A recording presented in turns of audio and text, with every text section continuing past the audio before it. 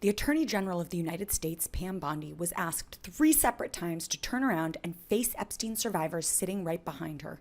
She refused every single time, calling it theatrics. I'm Eliza, Orlins, career public defender for 15 years in Manhattan. And on Wednesday, Pam Bondi testified before the House Judiciary Committee for over 5 hours about the Justice Department's handling of the Epstein files. And what happened in that room needs to be talked about. There were about a dozen survivors and family members in the audience. People like Danny Bensky, who was 17 years old when Epstein sexually assaulted her. Teresa Helm, who says Ghislaine Maxwell groomed her. Skye and Amanda Roberts, the family of Virginia Giuffre, who died by suicide last year. Some of the survivors wore white t-shirts with blacked out words to represent the redactions in the files. The shirts read, "The truth is, Epstein survivors are still waiting." Here's what the DOJ actually did. So Congress passed the Epstein Files Transparency Act, requiring the release of all government documents related to the case. The DOJ missed its deadline by over a month. And when it finally released over 3 million pages, it failed to redact survivors' personal information.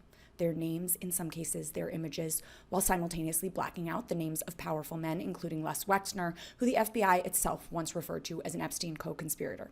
Republican Congressman Thomas Massie, a co-sponsor of the Transparency Act, said directly to Pam Bondi, the DOJ did literally the worst thing you could do to survivors. He said survivors were getting calls because their names were exposed. People who never wanted to be publicly identified. Meanwhile, co-conspirators stayed hidden. And what did Bondi say in response? She accused him of having Trump derangement syndrome.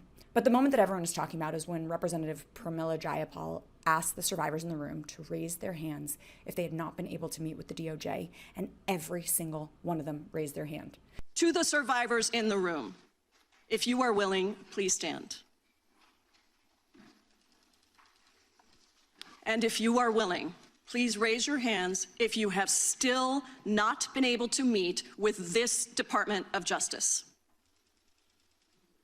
Please know for the record that every single survivor has raised their hand. Jayapal asked Bondi to turn around and face them and apologize, and she would not.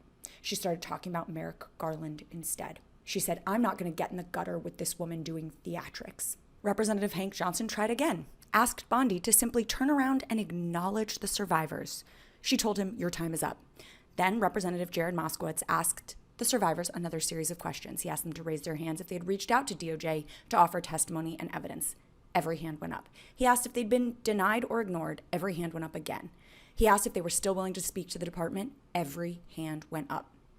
These women have been trying to cooperate, and the DOJ won't even meet with them. And here's one more thing. During the hearing, Bondi was photographed with a binder labeled Jayapal Pramila Search History, a printout of which Epstein documents Jayapal had searched in the DOJ's database. The DOJ had been logging which files members of Congress were looking at. Jayapal called it surveillance and a violation of the separation of powers.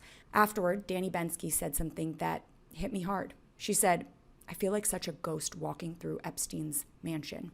There were so many people who saw me. There were so many people who should have spoken up. Now, to not have AG Bondi turn around and acknowledge us, it's the exact same type of victimization." I spent 15 years in courtrooms watching how systems treat people who have been harmed.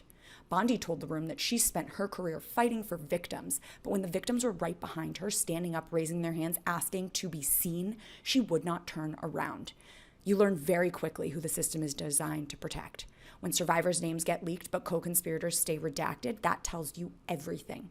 When the Attorney General has a printout of a Congresswoman's search history but hasn't met with a single survivor, that tells you everything. When a request for eye contact gets called theatrics, again, that tells you everything. But if you want to understand how power actually operates in this country, make sure you're following along because I will keep breaking it down.